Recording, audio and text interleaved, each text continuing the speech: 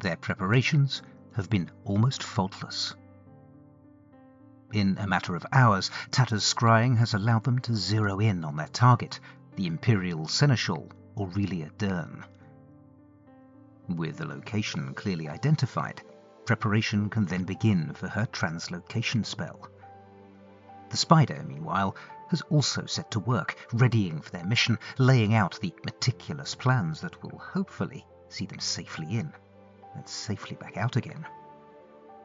Because this is no simple task they face. Their destination is none other than the Imperial Palace of the Archdominar, and more specifically, within it, the Empire's communication nerve center itself, the Vox Imperialis. Few locations in the city are more secretive or more closely guarded. Normally the palace's magical wards would make both scrying and translocation attempts utterly impossible. And yet, in this instance, their enemy appears to have done their work for them. The unseen, it seems, have sabotaged the palace's protections as part of their own infiltration efforts, little suspecting that they might be clearing the path for those that might come after them. Their preparations have been almost faultless, save for one important matter. Ever since that brief moment of absolute transparency between them, that instant where all barriers fell away and only the truth remained, a distance has grown. Subtle at first, barely even apparent and wholly unacknowledged by both parties. But as time has gone on, that unspoken fracture has grown gradually deeper and wider. It is no small thing to be stripped of all protections, even for the briefest of instants. To be wholly exposed for who you are in front of another, and to see their whole self also. An infinity mirror of secrets revealed, of lies laid bare. The emotional responses to 1,000 tiny betrayals, and the responses to those responses reflecting endlessly back and forth between them.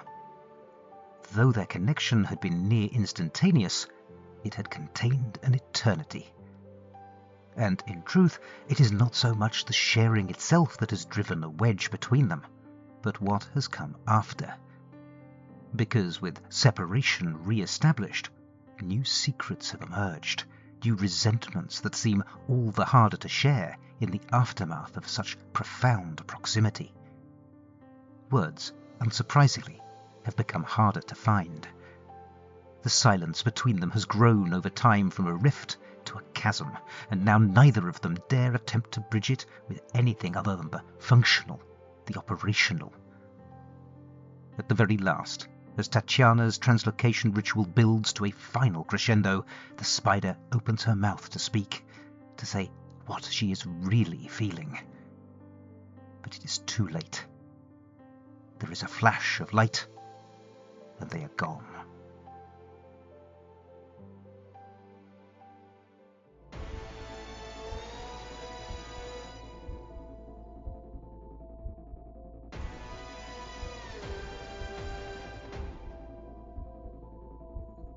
Hello and welcome to The Lone Adventurer, an actual play solo RPG podcast with me, Carl White.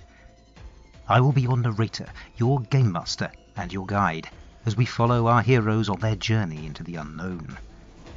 For this game, I will be using the Lone Adventurer RPG rule set, as well as a variety of other systems, tools, and tables as they take my fancy. A word of warning. The following scenes may contain mature themes and disturbing imagery. Listener discretion is advised.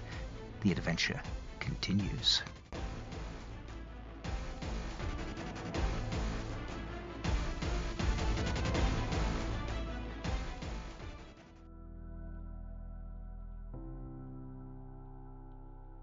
Last time on The Lone Adventurer, a surprisingly frisky Crater and Trace successfully tracked down one of the unseen, currently in the guise of the Fleet Admiral Koenig, previously known as Dex, to the ruins of their old headquarters, the Opera House.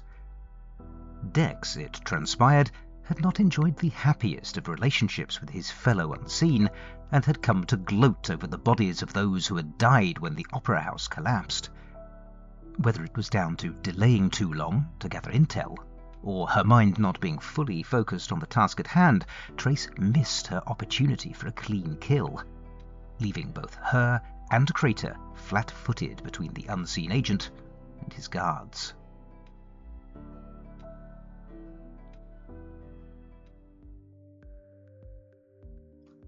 My apologies if you're finding all of this jumping around between characters a little bit much to keep track of.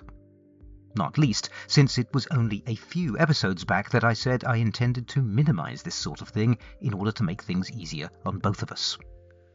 And I'm afraid my excuse is not a particularly strong one. I just felt like it. You see, that scene back in Chapter 6 where the Spider and Tatiana were reunited had been playing on my mind. Here's what I wrote at the time. All is laid bare between them. There are no barriers, no secrets, only contact and forgiveness and love. They stare into one another's eyes, Tatiana and Saskia Kamadev, Tatters and the Spider, and they see one another clearly for the first time. They each reach out as one, their fingers touching. In that moment, they are one another. That passage was not the result of any dice rolls or GM emulation. That was purely me role-playing my PCs and writing what felt instinctively right in the moment. But I was left with a nagging thought, one that I couldn't shift. What effect might such proximity have? Because, as humans, we need our secrets. They are one of the ways in which we define ourselves, that boundary between who we are to the outside world and who we are to ourselves. And those boundaries are one of the ways that we establish a sense of psychological safety. From that place of safety, with the establishment of deep trust in another, we can choose to gradually reveal more layers of ourselves bit by bit. But to have everything torn open in an instant, to know everything about another person and have them know everything about you, even the parts that you barely admit to yourself, the parts that might hurt the other. It seems to me that would be an incredibly difficult thing to deal with. Faced with such an event, we might very well retreat or avoid. So, there's that. There's also the small matter of the mission. I knew that these two were going to be on the trail of the Seneschal, and my Game Master emulator confirmed that he was holed up at the Royal Palace. Where in the Royal Palace, I asked, and this time I turned to the Spark tables in a game that I'd been interested in getting to the table for a long time, The One Ring, by the inimitable Free League, and specifically I turned to the Moria sourcebook. The answer, Good Rumour Stone, left me perplexed for quite some time, and so I slept on it. And as so often, that allowed my subconscious to really get to work. That night, the Vox Imperialis emerged. We'll get to see what that is shortly, but for now, suffice to say that my team's preparation rolls went off smoothly. Very smoothly, in fact. 2 critical successes and 1 partial success, the consequence of which we will see shortly. Let's just hope that the kindness of the dice is not undermined by the fault lines between my PCs.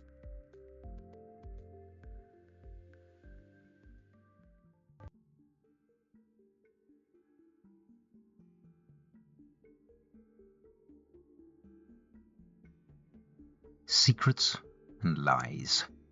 This place is founded upon them, this Vox Imperialis, the true heart of imperial power. The chamber dwarfs Tatters and the Spider.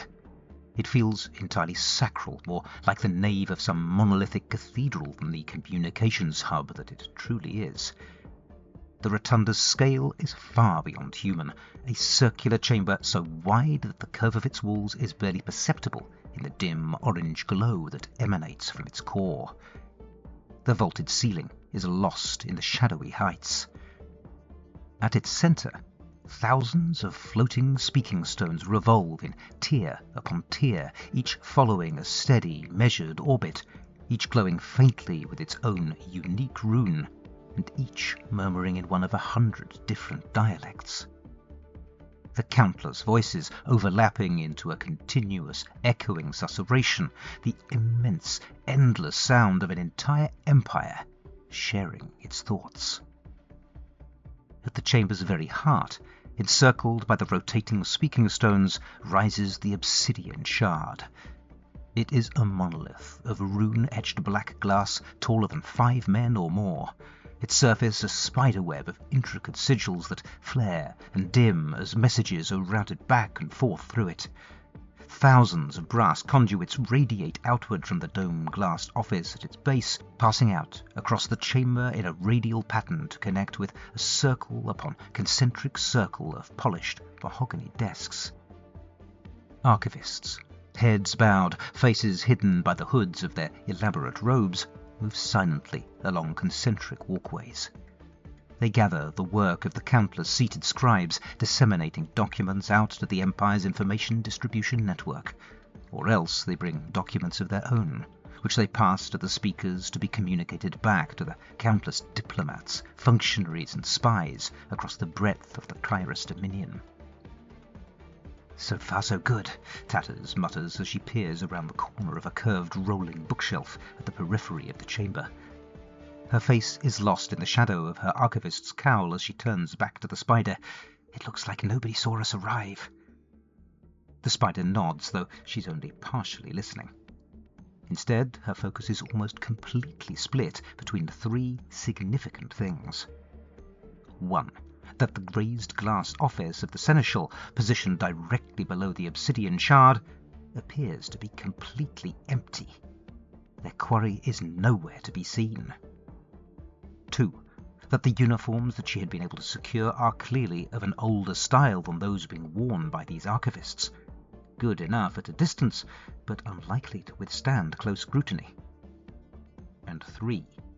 Those words that were shared with her in private before she left, the one secret above all others that the spider has been holding on to ever since that final briefing with Montesario, which now sits between her and Tatiana like a locked door. I need you to remember one thing, Mina had said, and there had been something in the machine woman's tone that had sent a prickle of apprehension down the back of the spider's neck. Much as I appreciate your talents, Tatiana is the most potent asset this group possesses. Should it come to the worst, and only one of you can make it out, you want to ensure that it's her. It hadn't been the words so much, nor the EED Mina had given her to hide beneath her robes. Frankly, the spider wholeheartedly agreed with Mina's conclusions. And even if she hadn't, her love for Tatiana would have been more than enough cause for her to sacrifice herself. No. The thing that had chilled her had been the utter absence of warmth in the way that Mina had spoken. Cold, dispassionate, almost mechanical in her assessment. She hadn't known the girl long, but this was a side of her she had never seen before, a side that worried her greatly. Which is perhaps why she is caught so entirely unawares when a robed figure rounds the corner and stops dead in front of her. "Hey, you there," the heavy-set bearded fellow snaps. "What do you think you're doing back here?"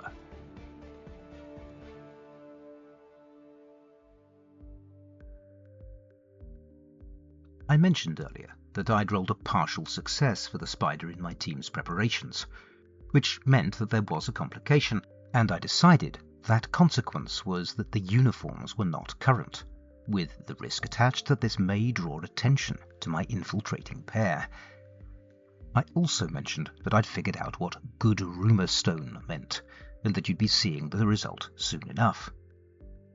The creation of the Vox Imperialis was an exercise in crafting a wondrous location, a foundation of many an RPG.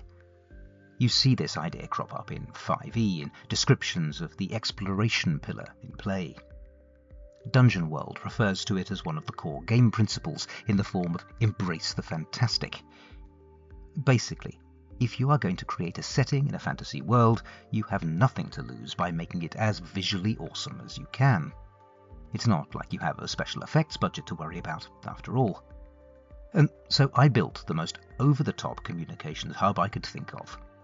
Take 1 part Andor ISB control room, 1 part Pandorica opens Stonehenge, stir in a generous splash of Sam Lowry's Department of Records, and add a dash of the Tower of Babel. Does any of this make logical sense? Well, probably not, but I advise you not to think about it too hard. Instead, focus on what it does do. It provides us with a nice, cool-looking backdrop against which to play out the coming scenes. Anyhow, with that all done, I started the scene only to learn from the dice that there was a problem. An unwelcome truth had to be revealed, and so I drew from my deep oracle deck. First, I drew the 7 of Wands, which meant challenge, protection, or perseverance. It was also somehow related to Mina, as that's her card on my storyless tracker. Next up was the Ace of Wands, and that was all about spirit, inspiration, and willpower. You'll notice that both cards were from the same suit, Wands. When that happens, it indicates a potential change to the related story list, in this case the PCs. Given its description, and given her current absence from the list, it made sense to add Tatters as the Ace of Wands. But that other card, well, as you've seen, I interpreted that to mean that Mina has instructed the spider to protect Tatters at the cost of her own life if necessary. But that didn't seem like much of a consequence. I was pretty sure that the spider would do that anyway, and so I took this opportunity to pull on a thread I'd left dangling at the end of Chapter 7, and tease the possibility that the Avatar is inveigling its way into Mina's personality. All of which might have been bad enough had I not asked the Oracle another question. Could my heroes see the seneschal? No, came the response, and what's more, there's worse news. Foreshadow a danger. So, here we are, several layers of danger and division deep, and the mission has barely begun. I wouldn't have it any other way.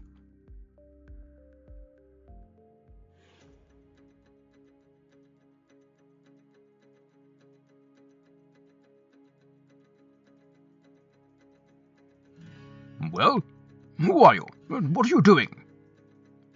The spider quickly pulls herself together, though she can't help but wish that Valerian were here. This is exactly the sort of sticky situation the smooth-tongued scoundrel excels at getting himself out of. Time to see if any of his fast talking has rubbed off. Master Archivist, please, forgive my... that is, I am... The Master's eyes narrow in suspicion. Those are not regulation raiments. Show me your identification tattoo. The stocky man grabs at her arm, pulling up her sleeve to reveal bare skin. You're no archivist, he shouts, his grip tightening. Intruder! Alarm! Alarm! Behind the man, melting out of the shadows, she sees Tatters, knife drawn and ready to strike. She had not thought Mina's edict would become so relevant so soon. She shakes her head furiously. No, don't, she cries, hoping against hope that Tatters will heed her words and that the man holding her will misconstrue their intention.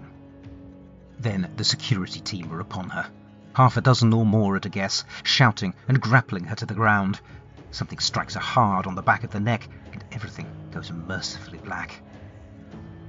Undetected, Tatiana presses herself back into the darkness between 2 bookshelves and curses furiously to herself. They have been here a matter of moments, and already everything has fallen apart. She had wanted to intercede, had been on the verge of doing so, but then everything had happened so fast. She forces her breathing to slow. Time for panic later. The spider told her to stay out of it, and so she will. Her mission is clear. Locate the unseen agent and neutralize him. Time enough to rescue the spider later, assuming she doesn't rescue herself first. She's not without resources of her own, after all. No one knows this better than her. The one person other than the spider to have seen the incredible totality of her granddaughter's inner world. An incomparable intellect, a will of iron. She is magnificent, and if anyone can overcome impossible odds, it's her. Why then does this decision seem so hard? why does her breath shorten and sweat prickle at her back as she watches her granddaughter's limp form being dragged away, as she contemplates leaving her to her fate? The seneschal. The seneschal is her primary focus. Without his death, the unseen tendrils spread out, uncontested across the entirety of the Empire. He must be stopped, she tells herself. He will be stopped at any cost. There is simply no other choice. And yet, before she is aware of what she is doing, she has stepped out of the shadows, her head bowed and hooded, and is following the security team and their captive out of the Vox Imperialis. And things were going so well. I suppose it was only a matter of time before it all went tits up.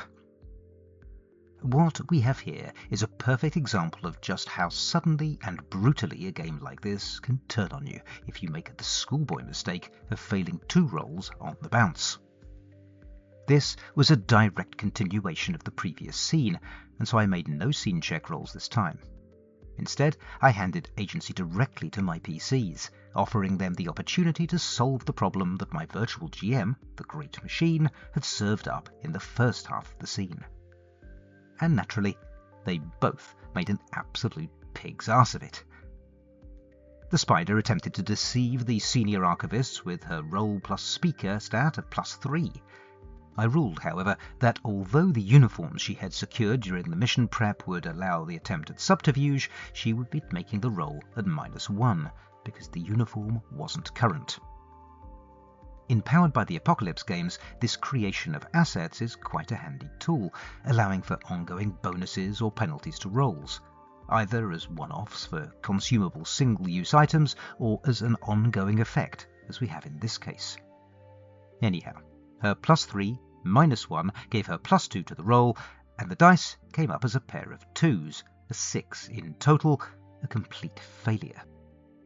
That meant that things turned out badly, and it was time for a GM move. The Lone Adventurer RPG has 2 tables for GM moves, one for the softer moves and the other for harder moves. The rules state that the GM should make a move appropriate to the fiction, or roll if uncertain. Here are the lists of moves in full. Softer moves. Make them choose, change the environment, reveal an unwelcome truth, foreshadow a danger, offer consequences, or set up an immediate risk. The harder moves are hurt them, escalate a situation, advance a peril, take something away, separate them, or have it backfire. Given the very risky circumstances the Spider found herself in, I ruled that this was going to result in a hard GM move. Uncertain of which to pick, I rolled and got hurt them, and so the Spider took damage as she was manhandled by the angry archivist. Next, it was Tatters' turn. I decided that she was going to subtly attempt to assassinate the archivist before things got worse, and she made the roll using Scoundrel, reflecting her sneaky approach. This time, the dice rewarded me with Snake Eyes, another total fail, and because things were now looking really dicey, I made 2 rolls on the hard move table. I got hurt them again, and separate them. Now, there is nothing in the rules to say who the recipient of the GM move outcome is. I get to choose how that failure manifests. I could have said in the fiction that Tatters attacks but is spotted, and they wrestle over the knife. And in that case, I would have applied the hurt them result to Tatters. But instead, I decided to apply that to the Spider, 3 more hit points of damage, and she was out like a light. And now that separate them result made more sense. So, the Spider has been captured. Tatters is alone, and she has just made a judgment call that puts the entire mission at risk. Let's just hope my next couple of rolls turn out a little better.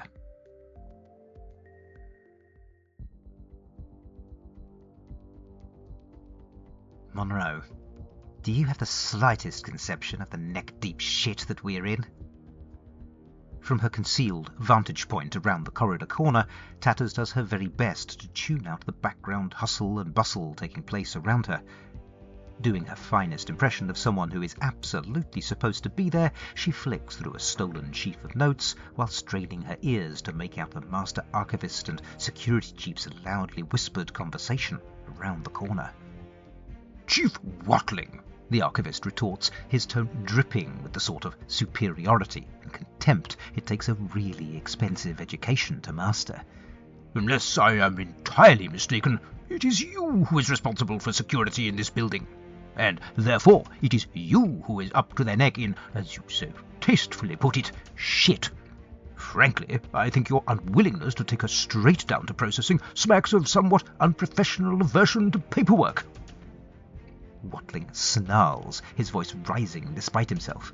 Oh, that's what you think, is it? You've never been involved in an infiltration before, have you, Monroe? Your predecessor was, you know.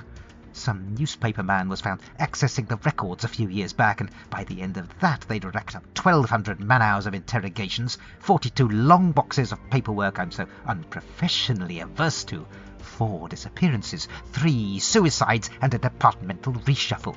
And that was just for a journalist. He pauses to settle himself. Do you know what this is? There is a pause. Is that a bomb? The Archivist's tone has lost a good deal of its previous smug certainty. No, Watling growls, his voice lowering again. Though frankly, it would probably be better news for us if it was. No, this is an EED, an emergency evac device. Translocation, Monroe. Imperial manufacturer by the look of it. Whoever we've got in that cell has access to some serious tech, which means that we are dealing, at the very bloody least, with high-level espionage. Inter-house, more likely than not. That means politics. Politics means very, very bad news for anyone even tangentially involved in this mess. If this gets out, we can look forward to a pleasant couple of months of torture to find out if we were in any way complicit, followed by a swift drop into the void sea to make sure we don't decide to get chatty afterwards. And that's if we're lucky. Is the light beginning to dawn yet, Monroe? Any vestige of superiority has drained from the Master Archivist's voice now, replaced by a note of wheedling panic. 7 keys, Watling. There must be something you can do. I'm too young to die. Chief Watling's voice drops to a whisper so quiet that Tatters can barely make it out. We have one chance, Monroe, and one chance only. None of this ever happened, do you understand? We need to kill that woman in there, and we need to make her disappear, and we need to do it fast. Well, I suppose the good news is that Tatters didn't fail her role, which means that she didn't get spotted eavesdropping on our bureaucracy-dodging antagonists. That, however, is where the good news ended. But I'm getting a little ahead of myself. Let's back up a bit. Our scene began with me imagining what might happen next. I figured Tatters would be watching as the spider was put in a holding cell and the dice said yes. But... Now, I could have ruled that the but in this instance was that Tatters got spotted. That didn't really seem fair. In a group game, I would never just announce that a PC had been spotted when they were trying to hide. I'd let them make a roll for it, and the same is true here. Instead, I decided that the spider had been searched and that the EED had been discovered and its significance recognized. Next, I allowed Tatters to make a roll to remain undetected, and this was the roll that she didn't fail. But she didn't entirely succeed either. The partial success result is designed to be the most common result in Powered by the Apocalypse games, and for good reason. The success with consequence is a wonderful way for the hero to get what they want, while simultaneously making the story more interesting. In this case, Tatters rolled plus her scoundrel stat of +2 and got a total of 9. That meant that although she was able to hide and observe, it was time for a GM move. Because this was a partial success rather than a full-on failure, and because of the narrative stakes at this point in the game, it seemed fair to make this a soft move. I rolled and got Reveal, an unwelcome truth. I wasn't sure what that truth might be, and so I turned to the Deep Oracle, which provided me with the keywords delays, postponement, uncertainty, tradition, structure, and rules. These words, combined with the discovery of the EED and some extrapolation on my part, led me to the conclusion that these two had not sent the spider to processing, as the rules dictated they should, for fear of the consequences. And that made the unwelcome truth all too clear. If those consequences were to be avoided, the spider had to die. She was too great of a threat to live. So, just in case Tatters was thinking that perhaps things were going all rather too smoothly, we now have a new fly in the ointment. Not only is the mission derailed and the spider captured, but Tatiana's granddaughter is now at imminent risk of being disappeared. How will Tatters take that news? I hope you'll join me to find out next time.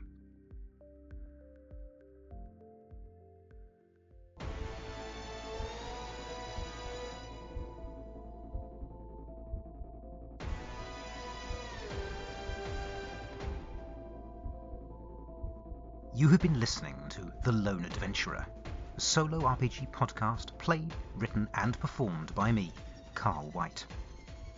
If you've enjoyed this episode, please consider telling your friends about it or leaving a 5-star review wherever you get your podcasts.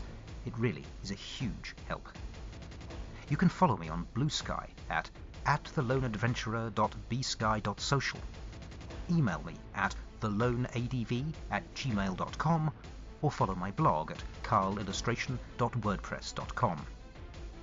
You can find show notes for this episode and all others at theloneadventurer.podbean.com, where I include any links mentioned in the episode, as well as mechanics information. I also include a link to a full episode transcript. The story will continue in the next episode of The Lone Adventurer. Thank you for listening.